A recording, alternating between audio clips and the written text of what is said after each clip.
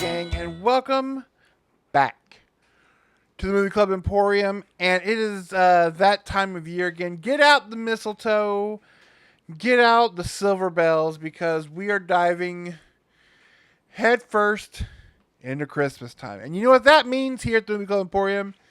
It means Christmas horror movies. And I am actually kind of doing a throwback to the very first video series we ever created way back when on our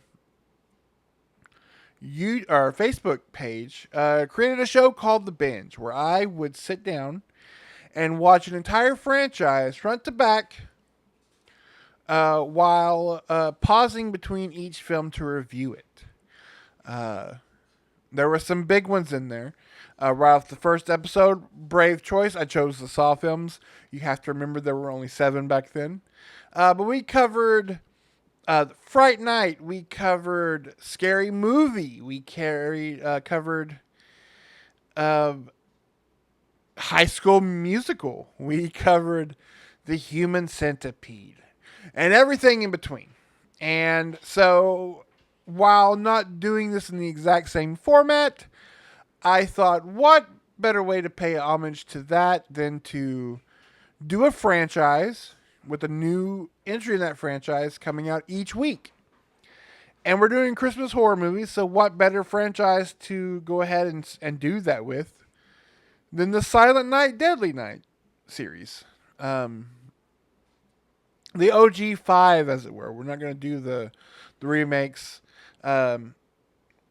There's one from 2012 of the original, and then there's a new Silent Night, Deadly Night coming out this year, starring the Corey kid from Halloween Ends. But we're not here for that. We're here for the OG ones. So each week I will be covering a weirder and weirder entry into this bizarre franchise steeped in controversy and utteral lunacy. So this week, we are starting at the very beginning, 1984's Silent Night, Deadly Night. And I will say that this, I don't believe, is the sleaziest of those first-gen slasher films. I still say that probably still goes to sleepaway camp. However, I do feel like Silent Night, Deadly Night goes out of its way to be like the meanest, the nasty, and not in a like super terrifier, blood-soaked way. More in a grindhousey, way. Our first entry sees the character of Billy, played by Brian Wilson. Robert Brian Wilson, excuse me, not the famous Beach Boy. He witnesses his parents being brutally assaulted and taken out by a deranged Santa on the side of the road. Moments after going to see the most insane grandfather in the most insane nursing facility, where he basically tells him like Santa's the devil, that Christmas sucks. Sent to live in an orphanage with the worst Mother Superior this side of the Blues Brothers. And to the point where he has this weird PTSD of Santa and anything evil.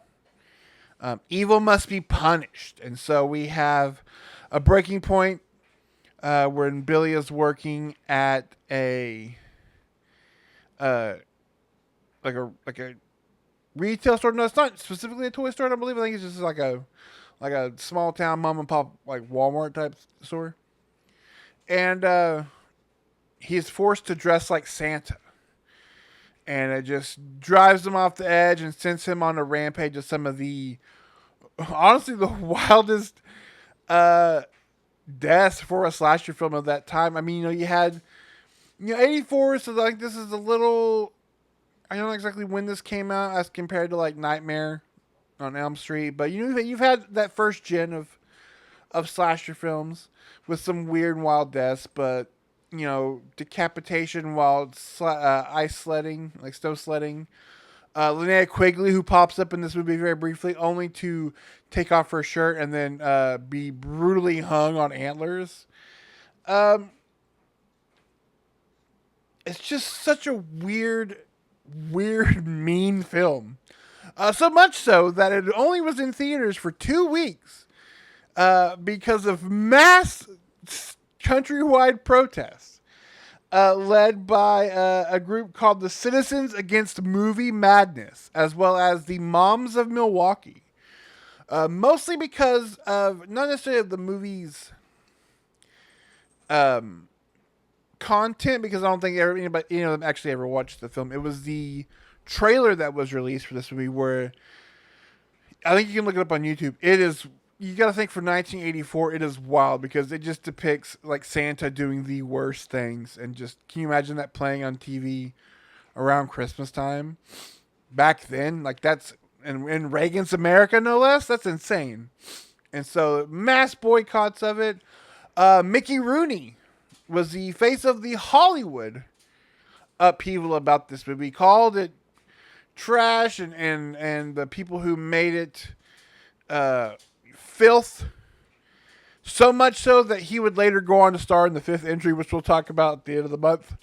But yeah, it got pulled from theaters after 2 weeks. Hit home video and just became this big, kind of massive holiday horror film. I will say, as far as like Christmas slashers, there's like this, Christmas Evil, Jingle All the Way. No, I'm kidding. Terrifier 3. This may be the most like classic. Because you technically, Black Christmas is a slasher film. So, I mean, obviously, everything I say about just is negated because Black Christmas is the classic Christmas slasher. But this one does kind of have, if you want that image of just somebody dressed like Santa doing terrible things, this is the one for you. Although, having said that, if you've seen Christmas Evil, it perfectly blends the nastiness of this movie with the sleaziness of Sleepaway Camp. Maybe even more so. But in that one, people dressed like Santa are the victims. This